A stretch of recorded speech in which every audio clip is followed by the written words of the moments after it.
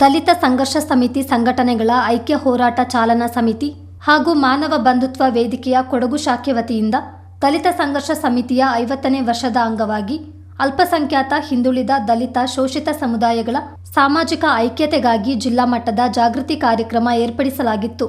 ಶನಿವಾರ ಸಂತೆಯ ಆರ್ವಿ ಕಲ್ಯಾಣ ಮಂಟಪದಲ್ಲಿ ನಡೆದ ಕಾರ್ಯಕ್ರಮವನ್ನು ಉದ್ಘಾಟಿಸಿ ಮಾತನಾಡಿದ ನಿವೃತ್ತ ಐಜಿಪಿ ಕೆಆರ್ ಕೇಶ್, ಭಾರತದಲ್ಲಿ ಸುಮಾರು 5,000 ಜಾತಿಗಳಿದ್ದು ಇಲ್ಲಿರುವ ಜಾತಿ ವ್ಯವಸ್ಥೆ ಬೇರೆಲ್ಲೂ ಕಾಣಸಿಗಲ್ಲ. ಹಿಂದಿನ ಕಾಲದಿಂದಲೂ ಮೇಲ್ಜಾತಿ ಕೆಳಜಾತಿ ಎಂಬ ತಾರತಮ್ಯ ಇದೆ. ಈ ಜಾತಿ ವ್ಯವಸ್ಥೆಯ ವಿರುದ್ಧ ಸಿಡಿದೇಳಲೇಬೇಕಿದೆ ಎಂದರು. ಸಂವಿಧಾನ ಶಿಲ್ಪಿ ಡಾಕ್ಟರ್ ಬಿಆರ್ ಅಂಬೇಡ್ಕರ್ ಅವರ ಪ್ರತಿಮೆ ಕೊಲಂಬಿಯಾದಲ್ಲೂ ಇದೆ. ಆದರೆ ಭಾರತದಲ್ಲಿ ದಲಿತ ವರ್ಗದವರು ಹೆಚ್ಚಿರುವ ಭಾಗದಲ್ಲಿ ಮಾತ್ರ ಅಂಬೇಡ್ಕರ್ ಪ್ರತಿಮೆ ಇದೆ. ಅಂಬೇಡ್ಕರ್ ದಲಿತರಿಗೆ ಮಾತ್ರ ಸೀಮಿತವಾಗಿಲ್ಲ. ಅವರ ಪ್ರತಿಮೆ ಪ್ರತಿ ಹಳ್ಳಿಯಲ್ಲೂ ನಿರ್ಮಾಣವಾಗಬೇಕೆಂದು ಆಗ್ರಹಿಸಿದರು. ದಲಿತರು ವಿದ್ಯಾವಂತರಾಗಿ ಎಲ್ಲ ಕ್ಷೇತ್ರದಲ್ಲೂ ಮುಂದೆ ಬರಬೇಕೆಂದು ಸಲಹೆ ನೀಡಿದರು. ನಮ್ಮ ಜಾತಿ ವ್ಯವಸ್ಥೆ, ಈ ಜಾತಿ ವ್ಯವಸ್ಥೆ ಎಷ್ಟು ಕ್ರೂರವಾಗಿತ್ತು, ಕಠಿಣವಾಗಿತ್ತು ಅಂತ ಅಂದ್ರೆ, ಬಹುಸಂಖ್ಯಾತ ಜನರನ್ನ ಮನುಷ್ಯರ ರೀತಿಯಲ್ಲಿಯೇ ನಾವು ನಮ್ಮ ವ್ಯವಸ್ಥೆಯಲ್ಲಿ ಟ್ರೀಟ್ ಮಾಡಲಿಲ್ಲ. ಕೆಲವು ಜಾತಿಗಳನ್ನ ಅಸ್ಪರ್ಶ, ಅವರನ್ನು ಮುಟ್ಟಿದ್ರೂ ಕೂಡ ಬಹಳ ಅಪವಿತ್ರರಾಗ್ಬಿಡ್ತೇವೆ. ಕೆಲವೊಮ್ಮೆ ನೆನೆದರೂ ಕೂಡ ಅಪವಿತ್ರರಾಗಿ ಆಗ್ಬಿಡ್ತೇವೆ. ನೆನೆಯಬಾರದು ಒಂದು ನಿಯಮಗಳಿಗಿಂತ ಮೀರಿದಂತಹ ವ್ಯವಸ್ಥೆ ನಮ್ಮ ಜಾತಿ ವ್ಯವಸ್ಥೆ. ಆ ಜಾತಿ ವ್ಯವಸ್ಥೆಯನ್ನು ಮಾಡಿ ನಮ್ಮ ದೇಶವನ್ನು ಸುಮಾರು 5,000 ವರ್ಷಗಳ ತನಕ ಈ ಅಸಮಾನತೆಯ ಆಗರವನ್ನಾಗಿ ಇದೆ. ಅಂಬೇಡ್ಕರ್ ಅವರ ಭಾಷೆಯಲ್ಲಿ ಹೇಳೋದಾದ್ರೆ, there is no Hinduism, it is only assortment of castes. Congress ಮುಖಂಡ ಹಾಗೂ ಹಿರಿಯ ವಕೀಲರಾದ ಎಚ್.ಎಸ್. ಚಂದ್ರಮೌಳಿ ಮಾತನಾಡಿ, ಸಂವಿಧಾನವನ್ನು ಸುಡಲು ಬದಲಾಯಿಸಲು ಹೊರಟವರಿಗೆ ಮತದಾರರೇ ತಕ್ಕ ಪಾಠ ಕಲಿಸಿದ್ದಾರೆ ಎಂದರು. ಹಳ್ಳಿಗಳಲ್ಲಿ ಜಾತಿ ವ್ಯವಸ್ಥೆ ಇನ್ನೂ ಜೀವಂತವಾಗಿದೆ. ಅಂತರ್ಜಾತಿ ವಿವಾಹದಿಂದ ಇದನ್ನು ಹೋಗಲಾಡಿಸಲು ಸಾಧ್ಯ. ಉತ್ತಮ ಸಮಾಜ ನಿರ್ಮಾಣಕ್ಕಾಗಿ ಎಲ್ಲರೂ ಬದಲಾಗಬೇಕೆಂದು ಹೇಳಿದರು.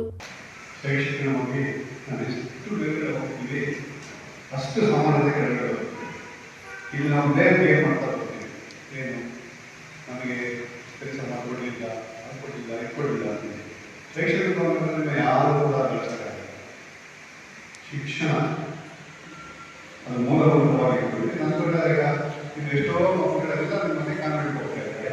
ಯಾರು ಕೂಡ ರೆಡಿ ಎಲ್ಲರೂ ಸ್ವಲ್ಪ ಹೋಗ್ಬೇಕು.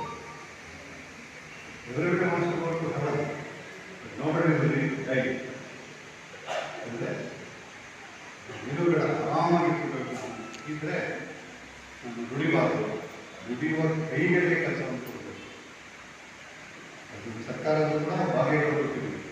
ಇದು ವೇದಿಕೆ, ರಾಜಕೀಯ ವೇದಿಕೆ ಎಲ್ಲರಿಂದ ನಾನು ಹೇಳ್ತಾ ಇದ್ದೀನಿ, ದುಡಿಯುವ ಕೈಗಳಿಗೆ ಕೆಲಸ ಕೊಡಬೇಕು.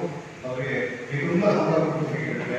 ಅಲ್ಪಸಂಖ್ಯಾತ ಗುರುಗಳಾದ ಶಫಿ ಶಾದಿ ಮಾತನಾಡಿ, ಕೆಲವು ರಾಜಕಾರಣಿಗಳು ಜಾತಿ ಧರ್ಮಗಳನ್ನೇ ಹೆಚ್ಚಾಗಿ ಬಿಂಬಿಸುತ್ತಾ ರಾಜಕೀಯ ಮಾಡ್ತಿರುವುದು ವಿಷಾದನೀಯ ಎಂದರು. ಯಾವ ಜಾತಿಯವರಿಗೆ ಅನ್ಯಾಯವಾದರೂ ಅದರ ವಿರುದ್ಧ ಧ್ವನಿ ಎತ್ತುವ ಮನೋಭಾವನೆ ಬೆಳೆಸಿಕೊಳ್ಳಬೇಕು. ಸಂವಿಧಾನವನ್ನು ದ್ವೇಷಿಸುವ ಗುಂಪು ಸಹ ದೇಶದಲ್ಲಿದ್ದು ಅದರ ವಿರುದ್ಧ ಎಲ್ಲರೂ ಒಗ್ಗೂಡಿ ಹೋರಾಡಬೇಕೆಂದು ಹೇಳಿದರು. ಬಹಳ ಬಹುತ್ವದ ಸಾಮರಸ್ಯದ ಸೌಹಾರ್ದತೆಯ ನಾಡು.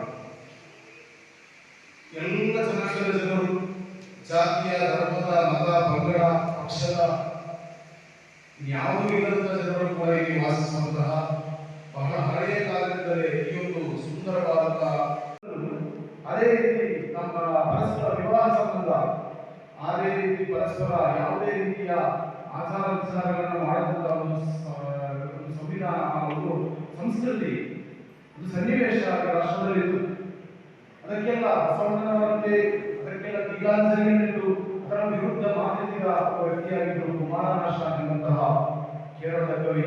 ಅವರು ಹಲವಾರು ಜಾತೀಯತೆಯ ಬಗ್ಗೆ ಸರ್ಕಾರವನ್ನು ಉಳಿಸುವ ಮತ್ತು ಉರುಳಿಸುವ ಶಕ್ತಿ ದಲಿತರಿಗಿದೆ ಎಂದು ದಲಿತ ಸಂಘಟನೆಯ ಕೊಡಗು ಜಿಲ್ಲಾ ಸಂಚಾಲಕ ಎಂಎಸ್ ವೀರೇಂದ್ರ ಮಾರ್ಮಿಕವಾಗಿ ಹೇಳಿದರು. ದಲಿತರೆಲ್ಲ ಒಗ್ಗೂಡಿ ಶೋಷಿತರ ಪರವಾಗಿ ನಿಲ್ಲಬೇಕೆಂದು ಕರೆ ನೀಡಿದರು.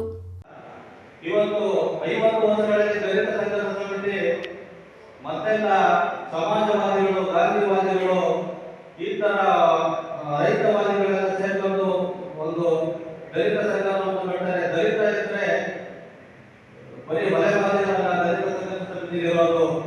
ಈ ಎಲ್ಲ ಗಮನಿತರನ್ನು ಸೇರಿ ದಲಿತ ಸಂಘರ್ಷ ಸಮಿತಿಯನ್ನು ಕಟ್ಟಿದ್ದು ಬಹುಮುಖ್ಯವಾದ ಅಂಶ. ಇದು ಕೇವಲ ಇವತ್ತು ದಲಿತ ಸಂಘರ್ಷ ಸಮಿತಿ ಅಂದ್ರೆ ಬರೀ ದಲಿತ ಸೀಮಿತ ಅಂತ ತಿಳ್ಕೊಂಡಿದ್ದಾರೆ.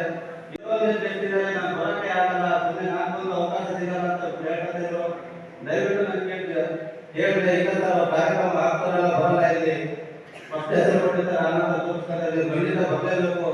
ಈ ಕಾರ್ಯಕ್ರಮಕ್ಕೆ ನೀವು ಧರ್ಮಗುರುಗಳ ಮುಖ್ಯ ವಾಹನದಾರರು ಅಂತ ಹೇಳಿದೆ.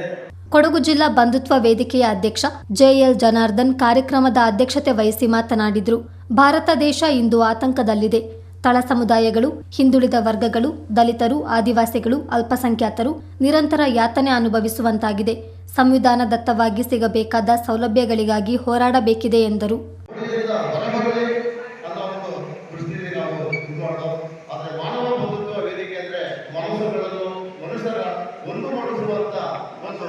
ಸತೀಶ್ ಜಾರಕಿಹೊಳಿಯ ಸಂಸ್ಥಾಪಕರ ವೇದಿಕೆಯ ಇದಾಗಿರ್ತದೆ.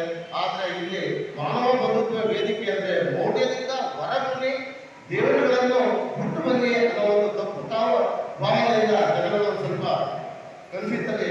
ಕಾರ್ಯಕ್ರಮದಲ್ಲಿ ದಲಿತ ಸಂಘರ್ಷ ಸಮಿತಿಯ ಜಿಲ್ಲಾ ಸಂಯೋಜಕ ಜೆಆರ್ ಪಾಲಾಕ್ಷ, ಶನಿವಾರ ಸಂತೆ ಗ್ರಾಮ ಪಂಚಾಯಿತಿ ಅಧ್ಯಕ್ಷೆ ಗೀತಾ ಹರೀಶ್, ಉಪಾಧ್ಯಕ್ಷ ಸರ್ದಾರ್ ಅಹಮದ್, ದುಂಡಳ್ಳಿ ಗ್ರಾಮ ಪಂಚಾಯಿತಿ ಮಾಜಿ ಅಧ್ಯಕ್ಷ ಅಬ್ಬಾಸ್, ಕೊಡಗು ಜಿಲ್ಲಾ ಪಂಚಾಯತ್ ಮಾಜಿ ಅಧ್ಯಕ್ಷೆ ಜಯಮ್ಮ, ಔರಂಗಜೇಬ್, ಪ್ರೇಮ, ಸತೀಶ್, ಕಿರಣ್, ಜಯಪ್ಪ ಹಾನಗಲ್ ಮತ್ತಿತರರು ಉಪಸ್ಥಿತರಿದ್ದರು.